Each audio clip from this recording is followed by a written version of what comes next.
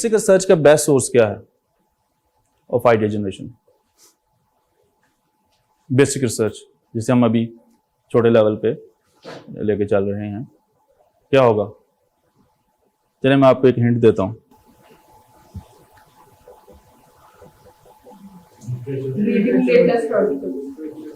एक तो है रीडिंग, आप लोगों ने उसको फौरन क्विकली जवाब दिया, लिटरेचर रिव्यू। क्या रीडिंग ही लिटरेचर रिव्यू है? क्या क्या लिटरेचर रिव्यू में शामिल होता है? शाबाश। लिटरेचर रिव्यू में क्या क्या शामिल है? अब तक जो कुछ लिखा जा सकता है, जो कुछ एक्सप्लोर किया जा सकता है, जो कुछ इन्वेंट किया जा सकता है, जो कुछ डिस्कवर किया जा सकता है, वो सब लिटरेचर रिव्यू का पार्ट है। अच्छा ठीक है। अगर इसमें मजीद सिंपलीफाई करूं तो मैं अगर यूं कहूं कि everything which is recorded, printed form और इलेक्ट्रॉनिक, दैट इज लिटरेचर। कोई भी चीज जो कि रिकॉर्डेड है, और रिकॉर्ड भी ऐसा कि जिसका रेफरेंस अथेंटिक हो, जैसे कि हम विकीपीडिया को नहीं लेते एज ए रेफरेंस सोर्स क्योंकि उसके अंदर एडिट की ऑप्शन अवेलेबल है और आपको प्रॉब्लम आएगी कल को उसके रेफरेंस कोट करने के हवाले से। लिहाजा अगर हम सिंपल डेफिनेशन करें, very simple definition about the literature review या व्हाट इज द लिटरेचर, तो हम कह सकते हैं कि जो भी चीज रिकॉर्डेड है, वर्ड हमने एक बुनियादी इसके लिए चूज किया, recorded in what ever form, चाहे इंटरव्यूज हैं, चाहे मूवीज हैं, चाहे न्यूज़पेपर्स हैं, चाहे बुक्स हैं, जर्नल्स हैं, what ever, that is a literature. अगर आपने कभी एपीए रेफरेंस फॉर्मेट में जाकर कभी देखा हो तो ये सारे ही साइटिंग सोर्स आ रहे होते हैं वहां पे, और आप उनको इनमें से कोई भी चूज कर सकते हैं और it will be a valid literature reference.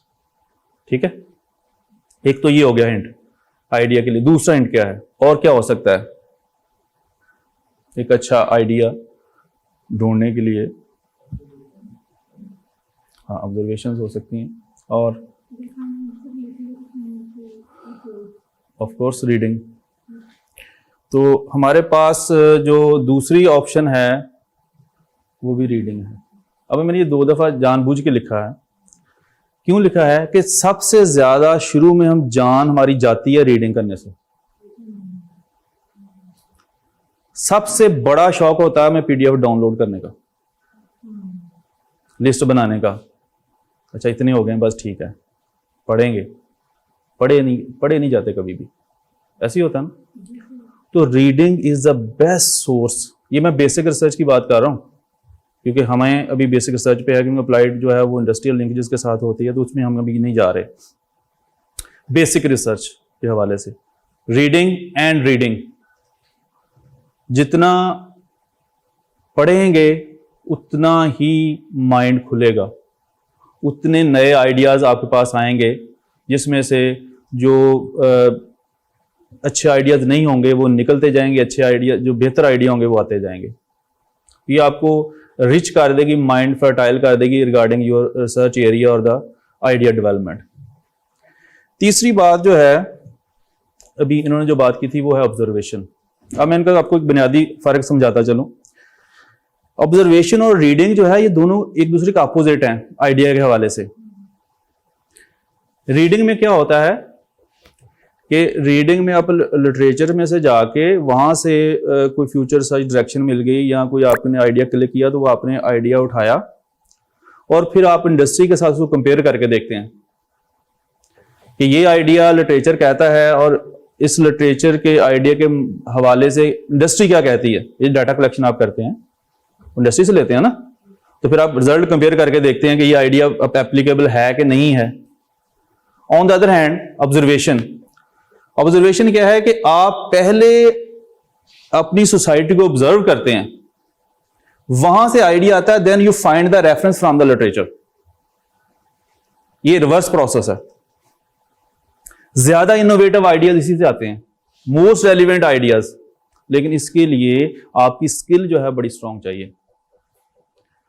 क्यों स्ट्रांग चाहिए? क्योंकि आपने लिटरेचर में से चीजें रेलिवेंट लिंक करनी है अपने आइडिया के साथ। पहले आपको लिंक हुई मिली और आपने उसको इंडस्ट्री के साथ डाटा लिया और कंपेयर करके देख लिया। मैं बीइंग अ स्कॉलर, मैं रिकमेंड नहीं करता आप लोगों को किसी भी हवाले से कि आप जो है ऑब्जर्वेशन की साइड पर जाएं, क्योंकि ये एक टाइम टेकिंग प्रोसेस है।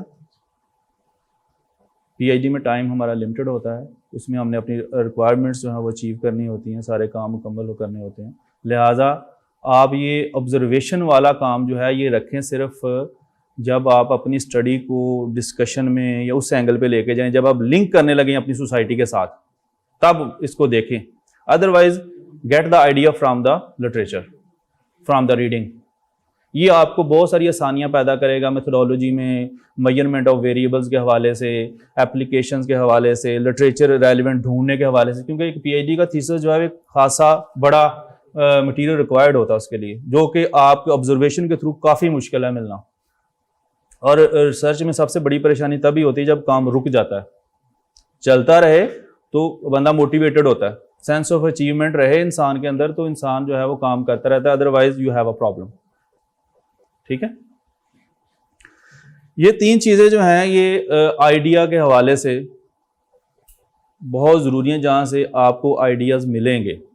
कुछ और चीज़ें भी अभी आगे आएंगी, लेकिन ये बुनियादी चीज़ें हैं। ये एक और बर्निंग क्वेश्चन होता है स्कॉलर के अंदर जब आप इनिशियल स्टेज पे होते हैं। आपके मेरा ख्याल माइंड में इस वक्त ये चल रहे होंगे, है ना? तो what topic of research I should choose, तो आपके माइंड में क्या है, कौन सा रिसर्च टॉपिक आपको चुनना चाहिए?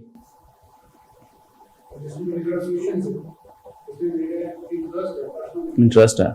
और अभी मैं आपके पास सामने कुछ चीज़ें रखूंगा, इनको ज़रा गौर से पढ़िए तो आप देखिए कि कोई इस चीज़ से बाहर भी है कुछ। आप लोग क्या देखते हैं? आप लोग ये देखते हैं एक्चुअली हम जो रिसर्च एरिया चूज़ करते हैं नॉर्मली एमएस और पीएचडी में, नॉर्मली हम यही चीज़ें जो है वो देखते हैं कि मेरी सीजीपी किस में अच्छी थी तो वो रिसर्च एरिया चुन लिया हमने। ये न्यूमेरिकली मैं गुड हूँ तो फिनेंस में चला जाऊँगा, अगर थ्योरेटिकली गुड हूँ तो मैं एचआर मार्केटिंग में चला जाऊँगा, अगर मुझे घूमने फिरने का शौक है तो मैं उस कोई और एरिया चुनूँगा।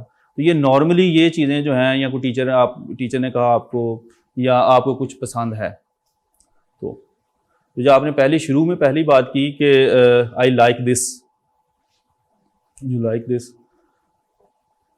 ये आप चुन सकते हैं डेफिनेटली, लेकिन उसके लिए आपको कुछ अपनी स्किल्स और अपनी पर्सनालिटी का भी ज़्यादा लेना पड़ेगा।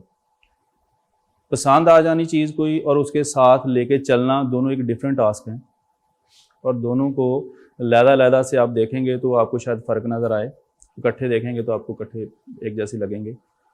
टॉपिक आपने जो भी चुनना है इट्स योर चॉइस, लेकिन टॉपिक चुनते हुए टाइम दें अपने आप को, मुख्तलिफ एरियाज़ देखें, उसमें नॉवेल्टी देखें, कितनी नॉवल चीज़ें आप ले सकते हैं, कितनी नॉवल चीज़ें अवेलेबल हैं आपके पास, उसके मुताबिक उसके मुताबिक फिर आप ये फैसला करें कि आपने क्या करना है।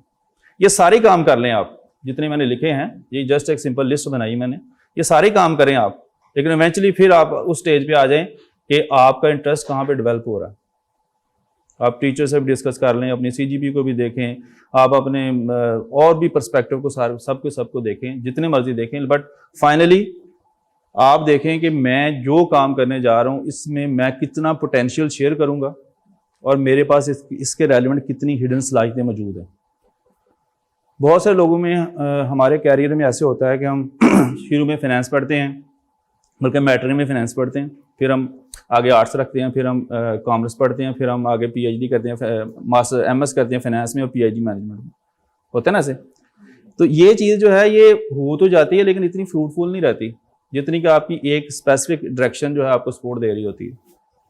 तो इसलिए बेटर है कि आप आइडिया चुनते हुए या एरिया चुनते हुए उसको टाइम दें, रेलिवेंट टीचर्स के साथ डिस्कस कर लें एक दफ़ा, और उसके बाद फिर आगे चलें कि हाँ ये मुझे एरिया लगता है और इसमें नॉवेल्टी है, और डेफिनेटली उसके रेलिवेंट लोग जो हैं उनके साथ ज़रूर डिस्कस कर लें कि जो लोग उस एरिया पे काम कर रहे हैं, क्योंकि उनको जो पता है वो आपका भी पता नहीं है। हो सकता है जो आप एरिया चुने वो उस पर काम हो चुका हो, या लोग कर रहे हों, या उसकी इंपॉर्टेंस ख़त्म हो गई हो, नई चीज़ आ चुकी हो उसके बदले, तो आपकी कहीं मेहनत जो है वो ज़ाया ना हो जाए, नुकसान ना हो आपको। ठीक है, ये चीज़ आइडिया के हवाले से सिंपल, सिर्फ मैं आइडिया की बात कर रहा हूँ कि आइडियाज़ के सोर्स रीडिंग है बुनियादी तौर पे। उसके अलावा आइडिया चुनना कैसा है ये भी टोटली आपका अपना डिसीजन होना चाहिए। टोटली डिस्कस करें जिससे मर्जी, finally you must have take your own decision. अच्छा, इसके बाद अच्छा, आप में से फाइनेंस के कितने लोग हैं? 1 2 3 4। आप एमएस के हैं? बाकी आप लोग जो हैं एचआर के, फाइनेंस के एक ही हैं? चलें कोई नहीं, हम फिर भी बर्दाश्त कर लेते हैं। एक्चुअली अगला ये कंसेप्ट है, ये है तो वैसे फाइनेंस के साथ भी लिंक्ड, लेकिन हमारी जो एचआर और मार्केटिंग में ज़्यादा इस्तेमाल होता है और ये बड़ा इशू है, बहुत बड़ा। ये लफ्ज़ आपने बेशुमार दफ़ा पढ़ा है, सुना भी है, पढ़ाते भी हैं आप लोग, है तो ना ऐसे कि नहीं होता?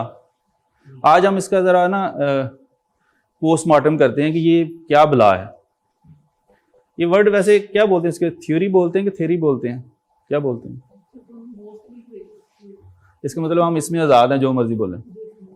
ओके, क्या होती है वैसे थ्योरी और क्यों बनाते हैं हम थ्योरी? और क्या वाकईतन सोशल साइंसेस में थ्योरी होती है या कुछ और होता है? लेकिन अगर आपने कुछ, मेरा ख्याल है, आई होप सो, आपने कुछ रिसर्च पेपर पढ़े होंगे, अभी आपने फर्स्ट सेकंड सेमेस्टर में पढ़े हैं ना, तो आपने देखा होगा थ्योरी तो वो कहते हैं कि हम इस थ्योरी के तहत ये काम कर रहे हैं, तो थ्योरी तो पहले ही मौजूद होगी वहाँ पे। मैं आपको ये बता दूंगा, आप में से कुछ लोग बाहर पढ़ के भी आए होंगे, ये पूरी दुनिया में ऐसे है। यकीन माने हमसे बड़ी नालायक कौमें हैं, बड़ी नालायक कौमें हमसे। आपको ये जान के बड़ी खुशी होगी कि चाइना में हर साल जो है एनुअली जो है एक एक्सीलेंट और रिसर्च अवार्ड मिलता है, और हर यूनिवर्सिटी में मिलता है, वो तकरीबन 30-35 हज़ार युआन, और उसमें से बेशतर पाकिस्तानी ही जीते हैं और रिसर्च अवार्ड होता है, बेशतर पाकिस्तानी होते हैं। ठीक है, तो ये एक एक्सेप्शन निकालें, वी आर नॉट इन्फीरियर। ये हमारी लीडरशिप इन्फीरियर हो सकती है, हमारे कुछ बदकिस्मतियां हो सकती हैं, we are as a nation not inferior in any form. हमने बड़े एक्सीलेंट काम किए बाहर जाके। ठीक है, तो ये ऐसा नहीं है। चलें बैक टू द टॉपिक। अगर हमने थ्योरी पहले पढ़ ली है और पढ़ने के बाद हम फ्रेमवर्क बनाते हैं, तो जैसे मैंने कहा कि मिसमैच का इशू रहेगा। अगर हमें लगता है कि जो प्रॉब्लम हमने ढूंढी है उसके रेलिवेंट कोई थ्योरी अवेलेबल नहीं है, then you will go to the grounded theory and develop the theory, new theory. Then but आपने एक फ्रेमवर्क बनाया है, एक प्रॉब्लम ली है और उसके मुताबिक थ्योरी आपको मिल जाती है, then you have to apply it. ये तो आपकी जहां से आप प्रॉब्लम शुरू करते हैं वहीं से आप डिसाइड करते हैं कि आप डिडक्टिव और इंडिडक्टिव किधर जाना आपने। ये तो आप खुद ही डिसाइड करते हो ना, वहां पे वो तो आपने डिसाइड करना। आप रिविजिट भी तो करते हैं, आप रिविजिट भी तो करते हैं ना थ्योरीज को, रिविजिट करते हैं, हर दफा हम रिविजिट कर रहे होते हैं। मैं इससे भी पीछे आपकी इस बहस को लेकर जाना चाहता हूं, why we develop theory, why we need to develop the theories. मैं व्हाई पे आना चाह रहा हूं, हम थ्योरी डेवलप ही क्यों करते हैं, क्या जरूरत है हमें?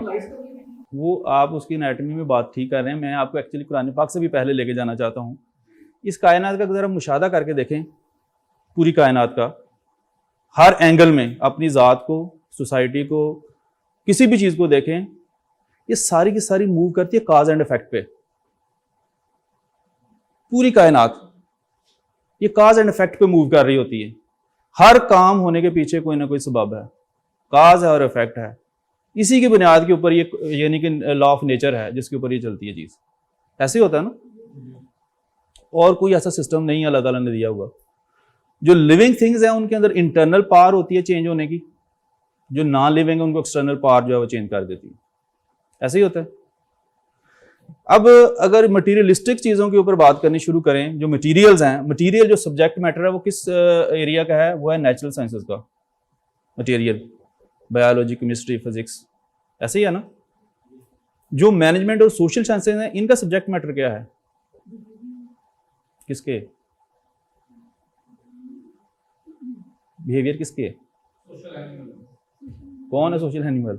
आपने आपको, we are the social animals and the society where we are living, right? So social sciences deals with the human behaviour और द ह्यूमंस और द सोसाइटी। ऐसे ही है।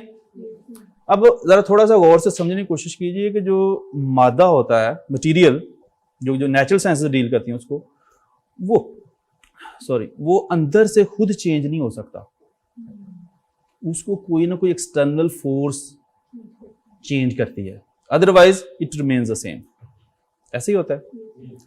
लेकिन जो हमारा सब्जेक्ट मैटर है, ह्यूमन या सोसाइटी, वो जो है वो इंटरनली एक्टिव होता है और ज़मा और मकान के साथ बदलता रहता है। बदलता है ना। एक इंसान यहां पे कुछ है, किसी और जगह कुछ और होगा। एक माशरे में, एक कल्चर में, एक सोसाइटी में, एक लैंग्वेज में चीज़ें जो हैं वो डिफरेंट लोगों के अंदर डिफरेंट तरीकों से आती हैं।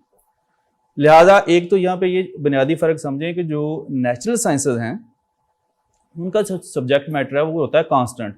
इसलिए H2O पाकिस्तान में हो या अमेरिका में हो, क्या होगा? वाटर ही रहेगा। लेकिन हमारा जो सिस्टम है वो ज़रा डिफरेंट है। हमने बहुत सारे पेपर हम मुसलमान कर रहे होते हैं ना, एक अमेरिका में किसी ने पेपर लिखा हुआ था उसको पाकिस्तानी कॉन्टेक्स्ट में लिख देते हैं, करते हैं ना। तो it's not a wrong, we are revisiting the theory actually in our context. क्यों? क्योंकि यहाँ पे जो ह्यूमन बिहेवियर कुछ और हो सकते हैं, क्योंकि सब्जेक्ट मैटर जो है वेरिएबल है, ये चेंज होता रहता है मुसलसल ज़मा और मकान के साथ, ठीक है। इसलिए बहुत सारे लोगों का कहना है कि जो नेचुरल साइंसेज हैं actually they have the theories, we have just hypothesis, ठीक है। हम जो सोशल साइंसेज वाले लोग हैं हमारे पास हाइपोथेसिस होते हैं। जो नेचुरल साइंसेज वाले होते हैं actually they have the theories and universally applicable. अब उनकी देखें जनरलाइजेबिलिटी का लेवल और हमारा देखें जनरलाइजेबिलिटी का लेवल, ठीक है। मैं आपको मतलब एक एग्जांपल देता हूँ, ट्रू एग्जांपल है। आज से 2 साल पहले एक स्टूडेंट थी हमारे पास MS की, HR की, उसका टॉपिक था वर्क प्लेस हरासमेंट। अब मैं ये थ्योरी के हवाले से बात करने लगूँ आप लोगों से। तो वो जाहिर है वर्क प्लेस हरासमेंट के बारे में कि जनरल परसेप्शन हमें क्लियर है कि जहाँ पे हरासमेंट होती है वहाँ पे एम्प्लॉय की परफॉर्मेंस जो है वो गिर जाती है। ऐसे ही है ना। एक कॉमन सेंस में हमने डेवलप की हुई है। हमने यहाँ पे वो रिसर्च कंडक्ट की, वो डाटा कलेक्ट किया हमने प्राइमरी स्कूल टीचर से, प्राइवेट नर्सेज के साथ, और ये हॉजरी में काम करने वाली खवातीन जो पैकिंग वगैरह में काम करती हैं, इनसे डाटा वो राउंड कोई 700-800 की डाटा होगा, रिस्पोंडेंट्स होंगे उसमें शामिल। अब अकॉर्डिंग टू थ्योरी जब हमने उसके एनालिसिस किए तो जो उनके लेवल ऑफ सिग्निफिकेंस आया ही नहीं, रिलेशनशिप ही नहीं डेवलप हो सका। वो कहते हैं कि there is no issue of work place harassment and there is no problem of the employees performance. बस सिंपल वर्ड्स में कि हरासमेंट है भी है तो कोई मसला नहीं है। 700-800 खवातीन का जो कलेक्टिव आंसर आया वो ये था कि हरासमेंट से हमारी जॉब परफॉर्मेंस पे कोई फर्क नहीं पड़ता। अब थ्योरी चैलेंज हो गई, यहाँ पे हो गई ना। हालांकि ये प्रूव्ड है, बहुत सारी स्टडीज में ऑलरेडी लोगों ने ये साबित कर दिया हुआ है कि वर्क प्लेस हरासमेंट होगी तो एम्प्लॉयज परफॉर्मेंस गिरेगी, है ना। अब हमारे पास 2 ऑप्शन थे। अगर तो हम प्योरली पाकिस्तानी पर्सपेक्टिव में, या एक हमारी जो ट्रेडिशनल प्रैक्टिस है वो क्या कहती है, भला क्या करना चाहिए था हमें? हाँ, और जो आप ठक आ जाता है जी ठीक है जी हो गया, ओके 1 ठीक है भेज दें। ये सबसे आसान काम होता है रिसर्च में, सबसे आसान काम। और शायद इसीलिए ही हमारे जो पाकिस्तानी बेस्ड डाटाज होते हैं वो इंटरनेशनल जर्नल्स में इतने एक्सेप्ट नहीं किए जाते। लेकिन आप लोगों ने ऐसा नहीं करना अगर अच्छी पब्लिकेशंस करनी है तो।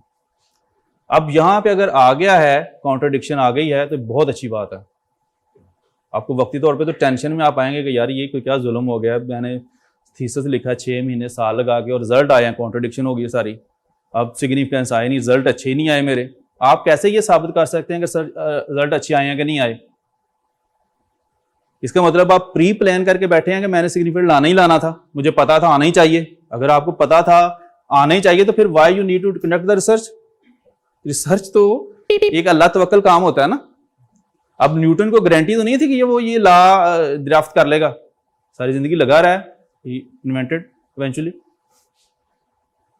वहां पे हमने फिर अपना डाटा रिविजिट किया, डाटा ठीक था, एनालिसिस ठीक थे। हमने सोचा कि अब क्या करना चाहिए, तो हमने ऐसे ही टाइम था हमारे पास स्टूडेंट के पास, अभी तो हमने कहा ऐसे करें कि ना इनफॉर्मल सा इंटरव्यू कंडक्ट करते हैं दोबारा।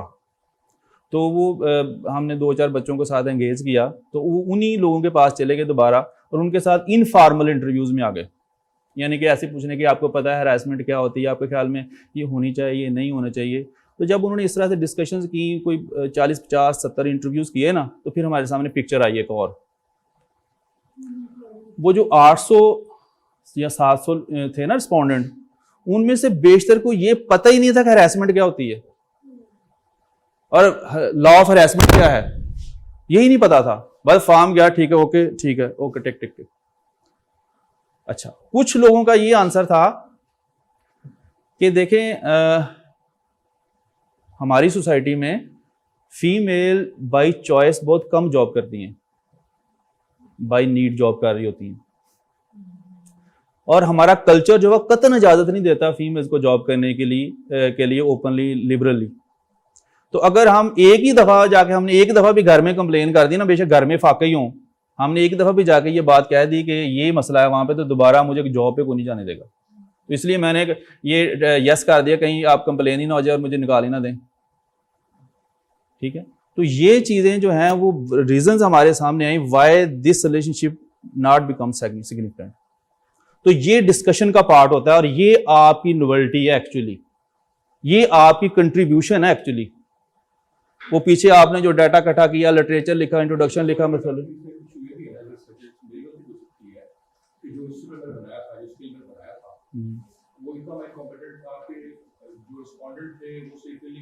मेरा ख्याल आपने मैं जुमला बोला है कि हमने जब पहले रिविजिट कर लिया, कि हमारा डाटा ठीक है, हमारा इंस्ट्रूमेंट ठीक थे, देन वी गो बैक। बेटा रिस्पॉन्ड जब हम विजिट कर लेते हैं देन वी गो बैक।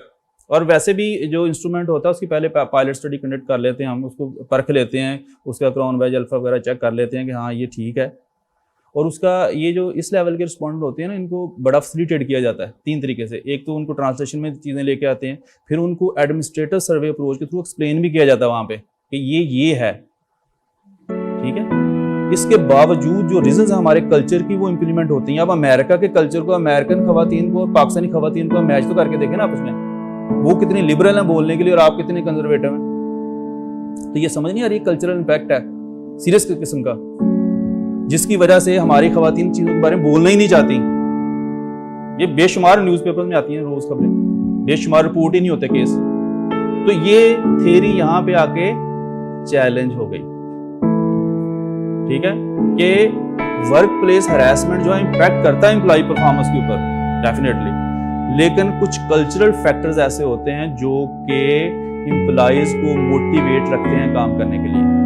उसके पर्सनल कैरेक्टरिस्टिक्स कुछ ऐसे होते हैं जो उसको मोटिवेट रखते हैं काम करने के लिए, कुछ मजबूरियां हो सकती हैं। So this is a way to tackle the theory when you have contradiction, you find out the reasons. ठीक है, आप स्ट्रेट फॉरवर्डली उसको रिजेक्ट करके भी आगे